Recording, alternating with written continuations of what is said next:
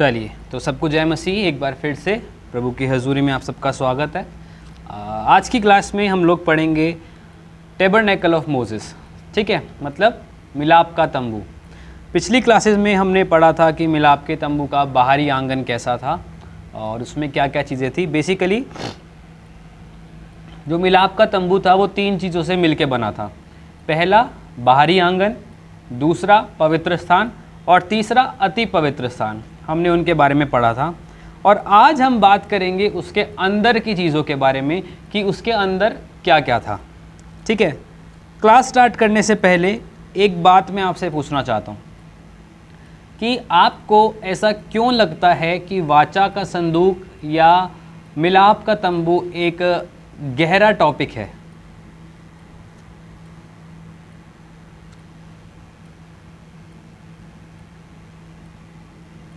ऐसा क्या है इस चैप्टर में कि इसके ऊपर इतना ध्यान दिया जाता है? और वन ऑफ द ग्रेटेस्ट जो चीज़ें थी वो इस चैप्टर में लिखी गई हैं, लेकिन हम कभी भी इसको ध्यान से नहीं पढ़ते हैं। कोई बताएगा?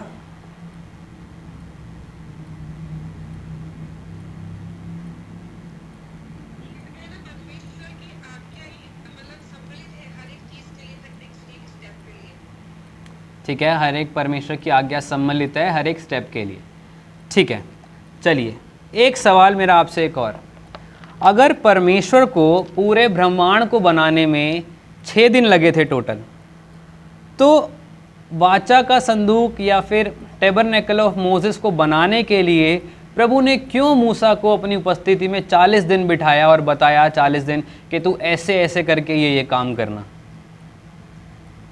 और अगर हम उत्पत्ति 1 पढ़ें तो पूरा का पूरा यूनिवर्स या पूरा का पूरा संसार सिर्फ एक चैप्टर में डिस्क्राइब कर दिया गया है। पहली आयत से लेके 31वीं आयत तक या 32वीं आयत तक पूरा का पूरा यूनिवर्स जो है, अर्थ उन्होंने बना के खड़ा कर दिया और सब बोला कि सब अच्छा है, फूलो फलो और पृथ्वी पे बढ़ जाओ, राज करो, वो सब हो गया। लेकिन जब वो एक चैप्टर के अंदर, उत्पत्ति 1 के अंदर पूरे यूनिवर्स के बारे में समझाया जा सकता है, तो मिलाप के तंबू को समझाने के लिए 6 अध्याय क्यों लगे?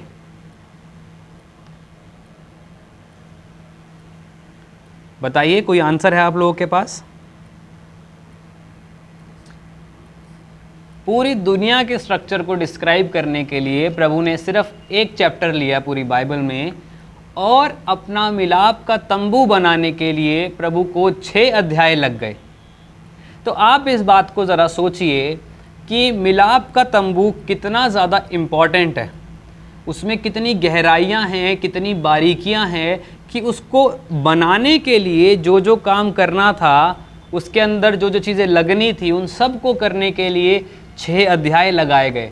लेकिन ब्रह्मांड को जितनी परफेक्शन से बनाया प्रभु ने, उसमें खाली 1 अध्याय में सब समझा दिया। उसने बोला आकाश बन जाए, आकाश बन गया, पृथ्वी बन जाए, पृथ्वी बन गई। हाँ, उसने बोला कि पानी हो जाए तो पानी 2 भाग हो गया, भूमि दिख जाए, सब हो गया। ठीक है, प्रभु बोलता गया और सब होता गया। लेकिन जब बात आती है मिलाप के तंबू को बनाने की, परमेश्वर के निवास स्थान को बनाने की, तो वहाँ पे प्रभु ने बहुत ही ज़्यादा गहराइयों को, बहुत ही ज़्यादा बारीकियों को रखा है। अभी तो हम बात कर रहे हैं जस्ट नॉर्मल सा कि एक दिखने वाला कैसा होना चाहिए। ठीक है, कि मिलाप का तंबू ऐसा दिखना चाहिए था, उसके अंदर इतने खंबे होने चाहिए थे, इतने हाथ चौड़ा होना चाहिए, इतने हाथ बड़ा होना चाहिए। उन सब के लिए जहाँ प्रभु की उपस्थिति ने आके जहाँ पे रहना था, वास करना था, उन सब चीज़ों के लिए प्रभु इतनी बारीकियाँ दे रहा है। तो नए नियम में तो प्रभु कहता है कि मेरा मंदिर तो तुम हो, तुम ही तो मेरा पवित्र स्थान हो, तुम ही तो मेरा मंदिर हो। तो हमें प्रभु का निवास स्थान बनने के लिए कितनी ज़्यादा बारीकियों का और कितनी ज़्यादा डिटेलिंग की ज़रूरत है। कभी हम इस बात को सोचते हैं? रात को प्रार्थना करने जाते हैं, प्रभु मेरे गलती पाप गुनाहों को क्षमा कर, प्रभु ये कर दे, प्रभु वो कर दे, आज मुझे चॉकलेट खिला दे, आज मैं मोमोज खिला दे, आज ये कर दे, वो कर दे, सब बोल के सो जाते हैं। लेकिन हम इस बात को बहुत सी बार भूल जाते हैं कि मिलाप का तंबू जहाँ पे प्रभु की आत्मा को रहना था, उसको इतनी बारीकियों से बनाया गया और जहाँ पे हम जहाँ प्रभु ने हम लोगों को बनाया और वो चाहता है कि हमारे अंदर वास करे, तो हमें कितनी ज़्यादा बारीकियों की ज़रूरत है, हमें कितनी ज़्यादा उन चीज़ों की ज़रूरत है कि हम प्रभु के निवास स्थान बन सकें, हम प्रभु को प्रसन्न आने वाले काम कर सकें, हम प्रभु को पसंद आ सकें और सच में एक ऐसा मंदिर बन सके जहाँ पे प्रभु का आत्मा आके खुशी खुशी वास कर सके। बाइबल हमें दो चीज़ों के बारे में बताती है, दो विल, ठीक है, मतलब दो मर्जियों के बारे में बताती है। पहला परफेक्ट विल और दूसरा परमर्सिव विल। परफेक्ट विल वो कि जो प्रभु ने चाहा वैसा उसने किया, और परमर्सिव विल वो कि हमने ज़बरदस्ती उसकी मर्ज़ी को करवाया कि हाँ चल ठीक है कर देगा। समझ पा रहे हो? तो प्रभु का आत्मा अगर हमारे अंदर आके वास कर रहा है तो ज़बरदस्ती बुलाना अच्छा है या अपनी मर्ज़ी से आना अच्छा है?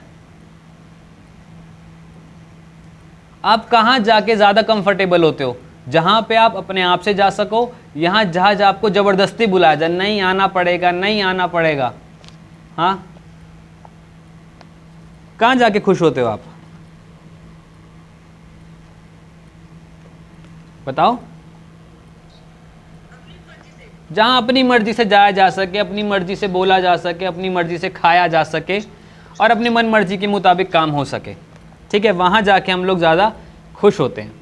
चलो अब थोड़ा सा एक्सप्लेनेशन करते हैं इसका। पिछली बार हमने पढ़ा था मिलाप का तंबू, ठीक है, ये पूरा मिलाप का तंबू, इसके अंदर एक जगह जिसको दो भाग में बांटा गया, ठीक है, पहला होली प्लेस और दूसरा मोस्ट होली प्लेस, पवित्र स्थान और अति पवित्र स्थान, ठीक है। तो अति पवित्र स्थान से हम लोग स्टार्ट करेंगे, ठीक है। अति पवित्र स्थान के अंदर एक चीज़ पड़ी हुई थी जिसको हम कहते हैं वाचा का संदूक,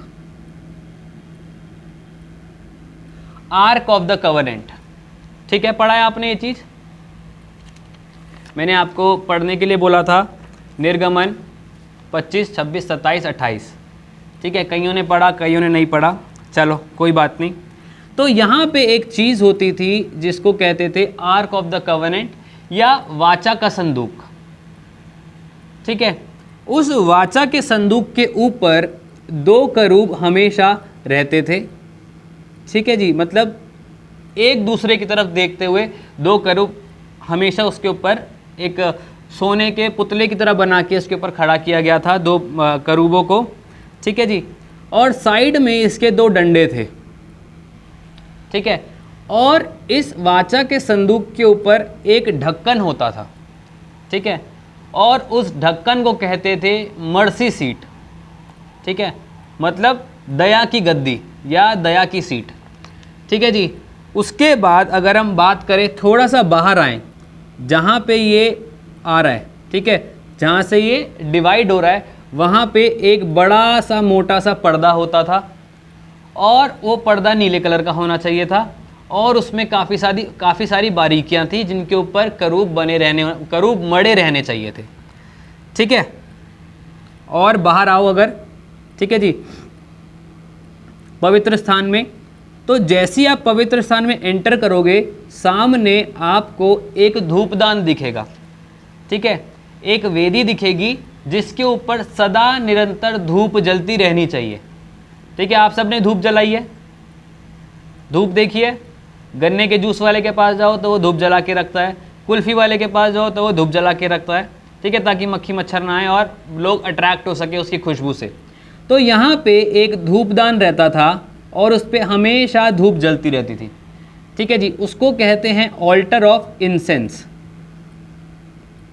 ऑल्टर ऑफ इंसेंस, ठीक है। सामने बिल्कुल ये दिखेगा, लेफ्ट में देखो तो यहाँ पे एक गोल्डन लैम्प स्टैंड होता था, ठीक है, जिसके ऊपर बत्ती मतलब कि एक कैंडल की तरह था कि जिसके ऊपर की साइड यहाँ पे दिए लगे रहते थे, दियों में निरंतर तेल भरा रहता था और वो सदा जलते रहने चाहिए होते थे और वो पूरे पवित्र स्थान को क्या करते थे? उजाला देते थे, ठीक है, समझ में आया? ठीक है, अब राइट साइड में देखो तो यहाँ पे एक टेबल होनी चाहिए थी और उस टेबल के ऊपर 12 रोटियाँ सदैव पड़ी रहनी चाहिए थी और साथ में पीने के लिए जूस जो होता है, ठीक है, जो दाखरस होता था वो पड़ा रहना होना चाहिए था। ठीक है, और इसको कहते थे टेबल ऑफ शू ब्रेड। ठीक है, समझ में आया आप लोगों को? ठीक है, पूछना है कुछ? हाँ बताइए। हाँ जी, जय मसीह की।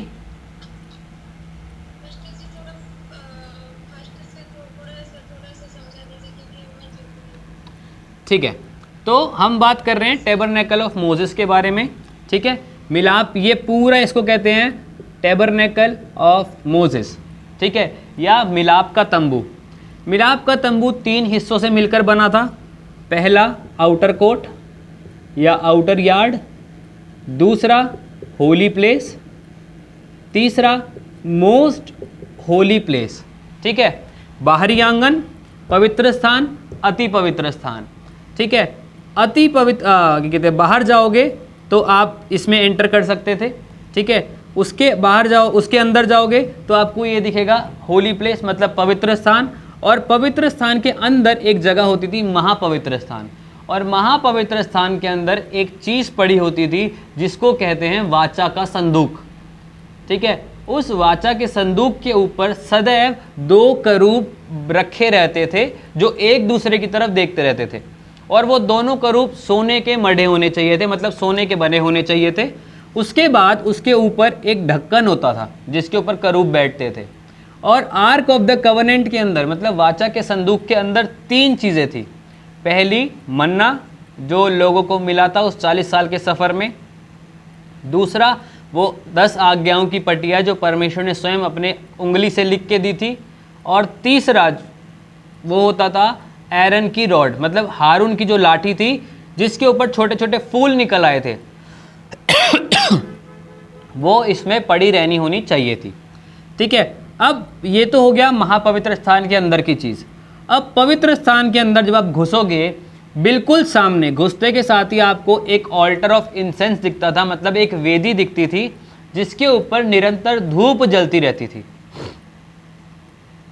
आ रहा है समझ में? जिसके ऊपर सदैव धूप जलती रहती थी। लेफ्ट में देखोगे तो एक सोने का दीवट होता था या लैंप स्टैंड कहते थे, जिसके ऊपर 7 दिए जलते रहते थे और दियों में तेल डाला जाता था बारी बारी करके, और वो जो है पूरे के पूरे पवित्र स्थान को उजाला देते थे।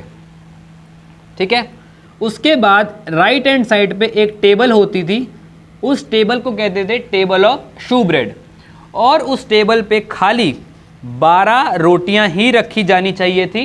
12 रोटियां और 2 ग्लास में कहते हैं वाइन जो होती थी वहाँ पे, जिसको दाखरस कह सकते हैं, अंगूरों का जूस, वो वहाँ पड़ा रहना होना चाहिए था।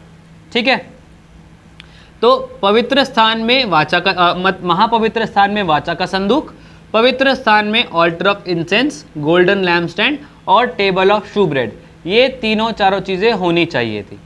ठीक है, अब बाहर आओ बाहरी आंगन में, तो बाहरी आंगन में 2 चीज़ें होती थी। पहला, अंदर घुसते के साथ ही एक स्क्वायर, जिसको हम लोग कहते हैं, ये भी एक वेदी थी जिसके ऊपर बलिदान किया जाता था। ठीक है जी, जिसको ब्रोंज ऑल्टर कहते हैं। ठीक है, पीतल की एक वेदी थी जिसके ऊपर जितने भी बलिदान लाए जाते थे इसके ऊपर चढ़ाए जाते थे, इसके ऊपर आग लगा के इसको उसमें फूका जाता था। ठीक है, उसके बाद यहाँ पे एक बेसिन था, मतलब एक बड़ा सा पात्र रखा हुआ था, वो भी पीतल का था, और उसमें जो है हाथ धोता था याजक। समझ पा रहे हो? यहाँ से अंदर घुसेंगे हम लोग। ठीक है, याजक यहाँ से अंदर जाएगा, बलिदान देगा, बलिदान देने के बाद आगे चल के वो इस पात्र में से हाथ पैर मुंह धोएगा, अपने आप को शुद्ध करेगा, और उसके बाद वो पवित्र स्थान में जा सकता है। आ रहा है समझ में थोड़ा थोड़ा? तो जब वो अंदर जाएगा तो उसको ये सारी चीज़ें दिखेंगी और ये वो जा सकता था अंदर। लेकिन महापवित्र स्थान में जाने के लिए साल में सिर्फ एक ही बार चिट्ठी डाली जाती थी, और जब चिट्ठी डलती थी तो वो वहाँ पे अंदर जा पाता था। कि जिसका नाम आएगा उसको अपने आप को कुछ समय तक शुद्ध रहना पड़ेगा और फिर ही वो अंदर जा सकता है। और अंदर जाके क्या करना होता था, वहाँ पे अंदर जाके महापवित्र स्थान के अंदर जो वाचा का संदूक था उसके ढकने के ऊपर, जिसको प्रायश्चित का ढकना भी कहते हैं, उस प्रायश्चित के ढकने के ऊपर जो यहाँ पे बलिदान किया था उसका लहू ले जाके उस प्रायश्चित के ढकने के ऊपर स्प्रिंकल करना होता था, मतलब छिड़कना होता था। ये नहीं कि पूरा जाके डाल दो, खाली कुछ बूंदे छिड़कनी होती थी ताकि इजरायली कौम ने जो पूरे साल में पाप किए हैं वो ढक जाएं। साफ नहीं हो रहे, सिर्फ ढके जा रहे हैं। ठीक है, समझ में आया इतना? चलो, तो कितनी चीजें हो गई ये? 1 2 3 4 5 6 चीजें। ठीक है, लेकिन हम जब पढ़ेंगे इसको तो हम इसको 7 चीजों में पढ़ेंगे। पहला, पूरा का पूरा मंदिर खुद, पहली चीज पूरा का पूरा मंदिर खुद। दूसरी चीज ये ब्रोंज ऑल्टर, जब हम अंदर जाएंगे तो हमें ये ऑल्टर दिखेगा तो हम उसको सेकंड गिनेंगे। ठीक है, और इन हर चीज़ों का एक एक अलग अलग महत्व है, एक एक मतलब है जो हम आगे पढ़ेंगे। ठीक है, तो पहला मंदिर खुद, दूसरा ये बलिदान की वेदी, तीसरा वो ब्रोंज क्या कहते हैं, ब्रोंज लेवर जिसके अंदर से याजक हाथ पैर धोता था, या शुद्धिकरण का पात्र।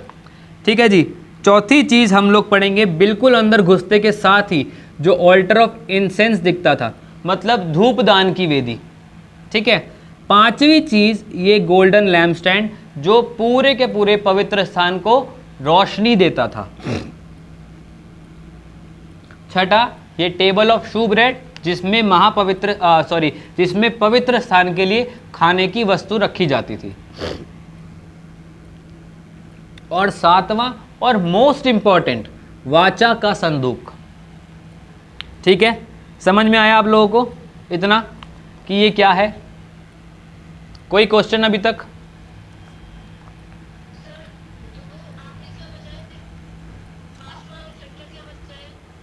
हाँ जी,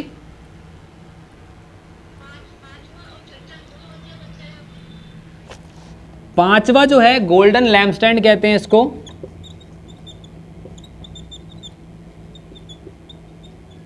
गोल्डन लैम्पस्टैंड मतलब सोने का दीवट, इसके ऊपर दिए लगे होते थे, दियों में तेल डाला जाता था और वो निरंतर जलते रहते थे। ठीक है, और जो छठा है ये है टेबल ऑफ शू ब्रेड।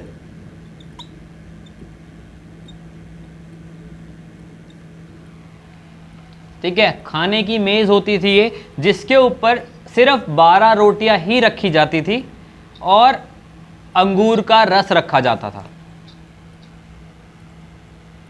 ठीक है, समझ में आया इतना?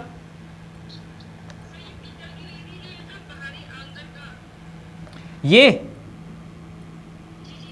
ठीक है, बाहरी आंगन की पहली चीज तो ये थी ब्रोंज ऑल्टर, जिसके ऊपर बलिदान दिए जाते थे। जब याजक अंदर जाता था तो उसको बलिदान देना होता था।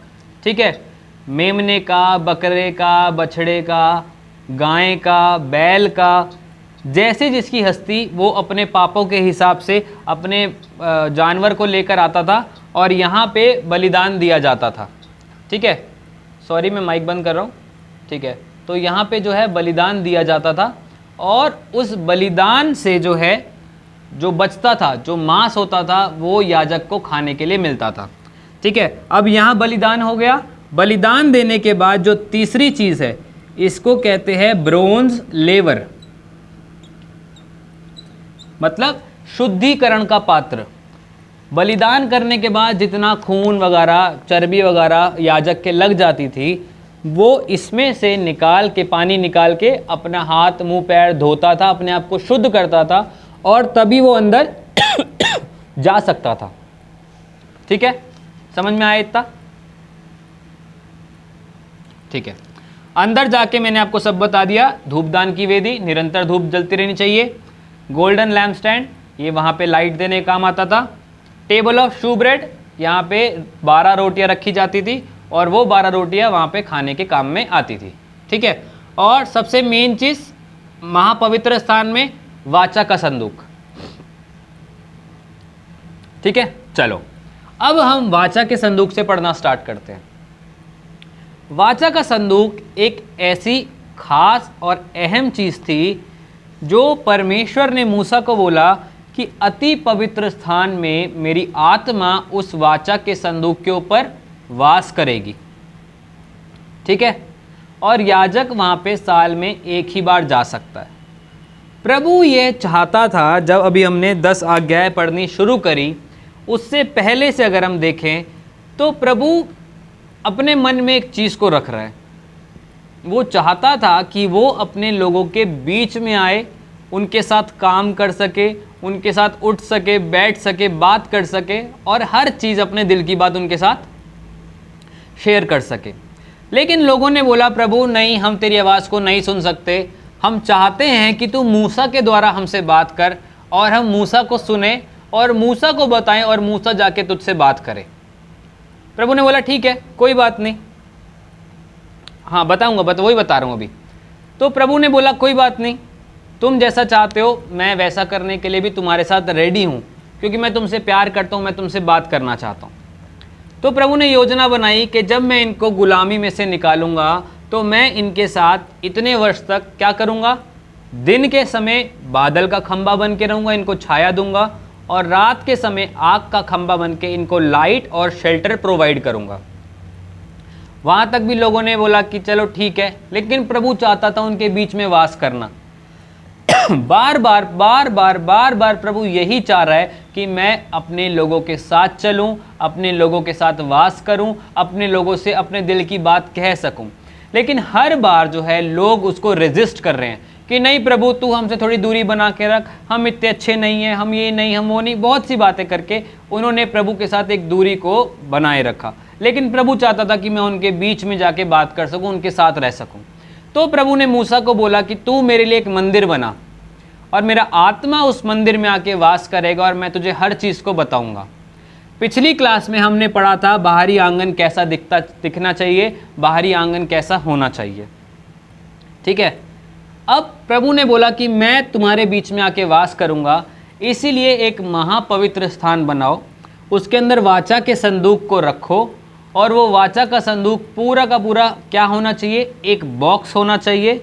ठीक है, उस बॉक्स को जब तुम बनाओगे तो पूरा का पूरा उसे सोने का बनवाना। ठीक है, लकड़ी का बॉक्स, लकड़ी के बॉक्स के ऊपर सोने से पूरा उसको कवर करना, और जब उसे सोने से कवर करोगे तो उसके अंदर 3 चीज़ों को रखना। पहला, वो स्वर्गीय रोटी मन्ना, जो इस बात को याद दिलाएगा कि मैंने तुम्हारे लिए प्रोवाइड किया है। ठीक है, मन्ना क्या दिखाता है, जब जब लोगों के पास खाने को नहीं था, परमेश्वर ने डेली स्वर्ग से रोटी को भेजा और उनकी भूख को शांत किया।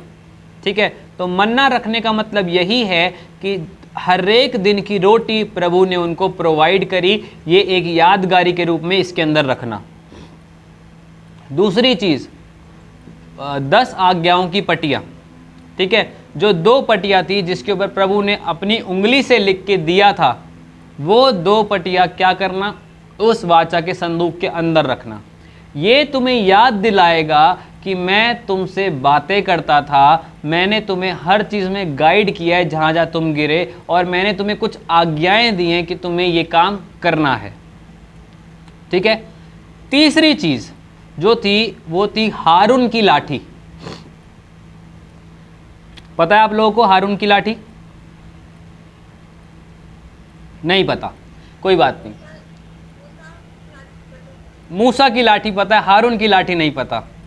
हाँ चलो कोई बात नहीं।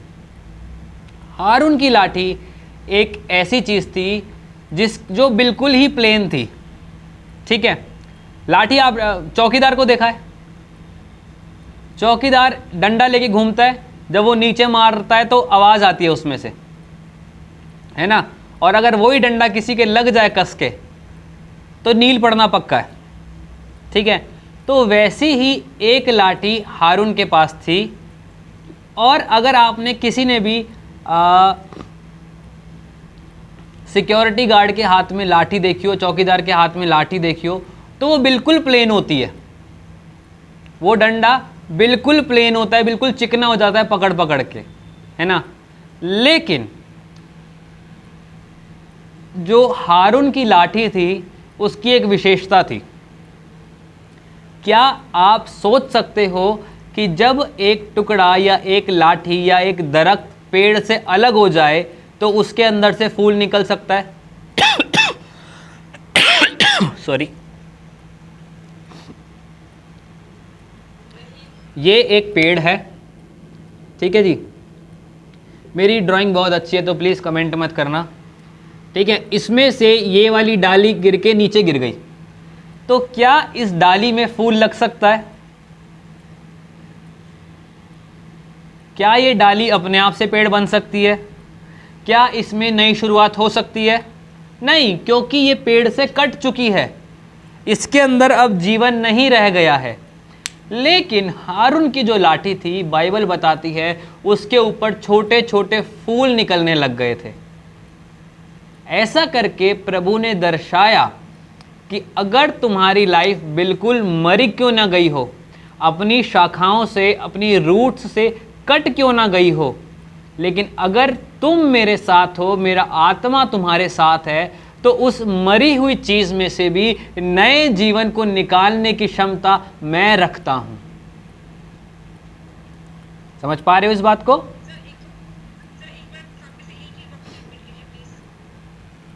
जो हारून की लाठी थी वो ऐसी थी कि वो प्लेन नहीं थी, उसके ऊपर छोटे छोटे फूल निकल गए थे, और फूल इस बात को दर्शाते हैं एक न्यू बिगनिंग को, एक न्यू लाइफ को, ठीक है। अगर कोई चीज़ मर सकती है तो उसके अंदर से जीवन नहीं निकल सकता, है ना। अगर मैं बोलूँ कि मैं पेड़ से एक लकड़ी तोड़ के ले आऊँगा और उसको देखता रहूँ तो कभी वो बढ़ेगी नहीं, वो सूखती जाएगी और एक दिन टूट जाएगी, खराब हो जाएगी, है ना। लेकिन जो हारून की लाठी थी वो अलग थी, क्योंकि उस लाठी के अंदर फूल निकलने लग गए थे, और ऐसा फूल निकलने के कारण प्रभु ने इस बात को दर्शाया कि अगर तुम्हारी ज़िंदगी में मृत परिस्थिति भी क्यों ना आ गई हो, तुम अपनी रूट्स में से, तुम अपनी शाखाओं में से टूट ही क्यों ना गए हो, तुम्हें लग रहा हो कि अब नई ज़िंदगी की शुरुआत नहीं हो सकती है, तब भी अगर तुम मेरे साथ बने रहोगे तो मरी हुई चीज़ों में से भी नई चीज़ों को निकालने वाला परमेश्वर मैं हूँ। मृत परिस्थितियों में से भी नई चीज़ें निकालने वाला मैं हूँ। जो चीज़ बिल्कुल ख़त्म हो गई है, डेड हो गई है, उसमें से न्यू बिगिनिंग करने वाला परमेश्वर मैं हूँ, अगर तुम मेरे साथ वफादारी के साथ चलोगे तो, ठीक है। तो 3 चीज़ें थी वाचा के संदूक के अंदर। पहला क्या हुआ? मन्ना एक कटोरी में भर के रखा जाता था। दूसरा 10 आज्ञाओं की 2 पट्टियाँ जिसके ऊपर परमेश्वर ने स्वयं अपने उंगलियों से लिखा था। तीसरा हारून की लाठी, ठीक है जी। मन्ना का मतलब प्रभु डेली उनको रोटी प्रोवाइड करता था, उनके लिए प्रोविज़न करता था। दूसरी पटियाँ जो लिखी थी उसका मतलब ये था कि प्रभु ने तुम्हें आज्ञाएं दी हैं, प्रभु ने तुमसे बात की है। तीसरा लकड़ी को रखने का मतलब यही था कि अगर तुम्हारी ज़िंदगी ख़त्म हो चुकी है, कुछ नहीं दिख रहा है, फिर भी मृत चीज़ों में से नई जीवन निकालने वाला परमेश्वर मैं हूँ, अगर तुम मुझ पे विश्वास करोगे तो, ठीक है जी। तो ये 3 चीज़ें वाचा के संदूक के अंदर रहती थी और उसके अंदर वास करती थी। और अब तो ये हो गई वाचा के संदूक के अंदर की बात। अब वाचा के संदूक के ऊपर उतना ही बड़ा एक ढक्कन बनाया गया, और उस ढक्कन के ऊपर 2 करूब सोने के मढ़े हुए बनाए गए कि 2 करूब हमेशा एक दूसरे की तरफ देखते रहेंगे, और क्या करेंगे, वो इस बात का चिन्ह होगा कि मेरा आत्मा उस वाचा के संदूक के ऊपर वास करता है। ठीक है, समझ में आया इतना? चलिए, रोटी तो अभी वो बाहर की बात है, अभी सिर्फ वाचा के संदूक की बात कर रहे हैं, ठीक है। ये रोटी ये सब पवित्र स्थान के अंदर की बात है, अभी हम महापवित्र स्थान के अंदर की बात पढ़ रहे हैं, ठीक है।